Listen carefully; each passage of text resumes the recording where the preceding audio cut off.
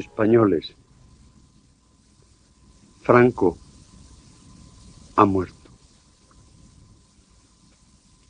El hombre de excepción, que ante Dios y ante la historia asumió la inmensa responsabilidad del más exigente y sacrificado servicio a Espanya. Home, el 20N jo el recordo com un dia d'alegria. Feia molts mesos que teníem a la nevera una ampolla de xampany i el 20N el vam destapar i el vam celebrar. Això d'una banda, i per tant, per què acabàvem? De tota manera, hi va haver-hi un fet que, després reflexionant-ho, és un fet, diguem, no agradable, que és que haguéssim hagut d'esperar la fi del franquisme per la mort del dictador. Això va ser un fet, com ens passa cada dia, ens pesa molt que el franquisme hagués durat, diguem, tota la vida del dictador. O sigui que la democràcia no va derrotar el franquisme, sinó que el franquisme es va fondre quan el dictador es mor. Aquesta és la paradoxa del 20N. Sempre diguem que és una monarquia parlamentària, però una monarquia que va instaurar un dictador. Sí, exactament. I a més el dictador va decidir qui era el seu hereu, perquè de fet va ser així. O sigui que no hi ha hagut, diguem, dinàsticament, si la monarquia té un sentit, és perquè té un sentit dinàstic, no? I això és el sentit d'una monarquia, a diferència d'una república. Doncs aquesta monarquia no va tenir una continuïtat dinàstica estricta, sinó que va tenir la continuïtat que el dictador va decidir. Va decidir que no heredava el pare, sinó que heredava el fill, i així va ser. Clar, aquí hi ha dos fets. Estem parlant fa 30 anys de la fi del franquisme, però estem parlant d'uns fets que fa 70 anys, que encara són més, no? I això, aviam, això és el que pesa. De tota manera, si bé el franquisme va trigar tants anys, el que és, i evidentment, clar, abans no es podia resoldre aquesta qüestió, el que és paradoxal i trist, que és que aquest pretès règim democràtic no hagi resolt, diguem, el genocidi franquista, sinó que per la transició es va posar un silenci que durant tot el franquisme va ser un silenci del terror, i ens hauríem de preguntar per què la gent de la transició va acceptar que es seguís aquest silenci com un silenci de la democràcia, sense comptar els efectes devastadors que els estem vivint avui que tindria aquest manteniment d'aquest silenci. O sigui, perquè jo una de les coses que veig és que, diguem, de la manera que es va fer la transició, amb aquest silenci es va trencar amb una de les coses que necessita més una societat democràtica, que és saber quines són les seves arrels. I amb aquest silenci sembla que es va trencar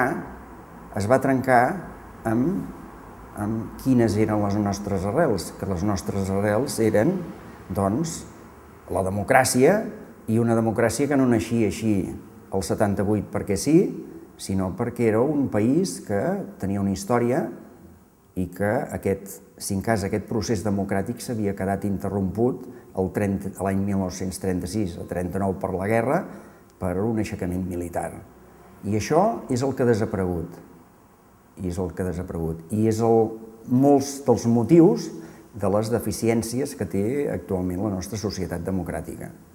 I sembla, o sigui, i llavors el que aquí no s'entén és que una societat democràtica, diguem, no tingui com a principi bàsic el de la justícia. O sigui, una societat, la justícia ha de ser un element bàsic. El dret dels ciutadans a la justícia és un element. I això s'ha deixat de banda. O sigui, en el moment en què es fa la transició, en què es fa l'amnistia, no sé per què s'entén com si aquest dret a la justícia de les víctimes no existís. I això comporta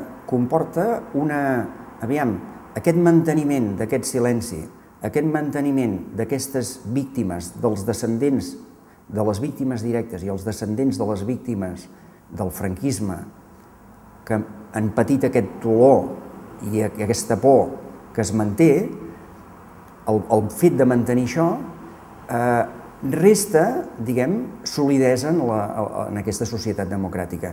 Jo penso que el franquisme veritablement va provocar un genocidi.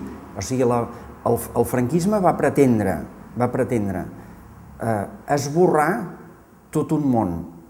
O sigui, tot el que representava en aquella societat els que defensaven el lliure pensament, la democràcia, amb diverses ideologies molt diverses des del punt de vista religiós, polític, sindical, cultural, el que sigui. Aquesta llibertat va pretendre esborrar-la. Com? Matant massivament, creant un terror perquè la gent interioritzés que això no podia ser possible, que no podien arribar, i destruint-ho tot perquè aquest pensament desaparegués. I, per exemple, per això tenim les grans destruccions de documents, destruccions massives de llibres. En la documentació ja ho he vist. Diuen, escolta, destruïm tot això perquè aquestes idees ningú no les pugui llegir mai més ni en un llibre. Bé, si això no és un genocidi, em direu què és això. Un genocidi és eliminar tot un grup social en funció de la seva raça o de les seves idees o del seu pensament de tipus religiós. Doncs això és el franquisme. I és hora que diguem les coses pel seu nom. El franquisme, va provocar, amb el seu naixement, va crear un genocidi. I un genocidi és un delicte contra la humanitat i és un delicte, que, d'acord amb el pensament del dret internacional i el dret generat a través de les Nacions Unides, són uns delictes que no han de quedar impunes mai. I per això s'entén que són uns delictes que no prescriuen, sigui quan siguin que s'hagin produït aquests delictes. Aviam, jo diria que hem passat que podríem dir, la gent de la transició, els que van tenir un paper més directe a la transició, que són els que van imposar aquest silenci, per sort, aquest plantejament, s'ha trencat. Han sortit noves generacions, gent que va viure, eren molt jove en els darrers moments del franquisme o de la transició, o que ja han nascut en la democràcia. I aquesta gent són els que estan bellugant i estan volent treure a la llum què va passar al franquisme, què és aquest genocidi. I és, en bona part, totes aquestes generacions i els darrers sobrevivents de la barbàrie franquista que són els que volen posar sobre la taula el que va ser el franquisme i establir, el que és la justícia i, per tant, el posar davant dels tribunals aquestes qüestions. Què passa? Que són diverses. Què passa amb els desapareguts a les fosses? Què passa amb aquells processos que va fer el franquisme durant tot el franquisme, els tribunals de l'ordre públic, els consells de guerra durant tot el franquisme, perquè l'estament militar, els consells de guerra van ser l'òrgan judicial primer de repressiu fins al final del franquisme, fins al 75, amb els últims morts afusellats, no? Què passa amb tot això? Que no pot ser, que segueixi d'aquesta manera així. Uns judicis i unes condemnes que segueixin sent condemnes i, per tant, aquella gent com uns criminals i, per altra banda, unes víctimes que ningú se'n recordi i que no se'ls doni el dret de localitzar aquells desapareguts i aclarir què va passar amb aquells fets, què va passar amb aquells crims. I això ha sigut una conjugació d'això, de les noves generacions, i per tant podríem dir que en aquest sentit s'ha trencat, han sigut aquestes noves generacions en bona part que han trencat aquest silenci, aquest pacte de silenci absurd de la transició. València va ser diguem, en la repressió del franquisme, va ser un punt importantíssim. València era una ciutat republicana, d'una tradició republicana innegable i d'una activitat lliurepensadora innegable, i per tant, sobre València, que va ser un dels punts darrers de la república que van resistir, va caure una repressió implacable. I aquesta repressió implacable l'ha posat en evidència el posar sobre la taula tota aquella gent que van ser soterrats en aquestes fosses del cementiri de València. I posa en evidència, al veure la gent que va ser soterrada en aquest cementiri, en aquestes fosses, de quina manera van ser soterrades, els motius de la seva mort, i ha posat sobre la taula que van ser milers i milers i que s'ha d'investigar necessàriament i hem de treure'n l'entrellat de què va passar aquí a València. I això, malgrat els anys passats, no justifica que això s'ha d'investigar i els tribunals hi han d'entrar-hi i, per tant, s'ha d'aclarir des d'un punt de vista judicial. No tan sols des d'un punt de vista històric, que és una part, una cosa és la història i una altra cosa és la justícia. La justícia va lligada amb els drets dels ciutadans i tot ciutadà, i per exemple la nostra Constitució ho diu, tot ciutadà té dret a tenir una tutela judicial, a que quan se comet un delicte contra ell o contra un familiar seu, la justícia l'aclareixi i d'alguna manera li doni una compensació.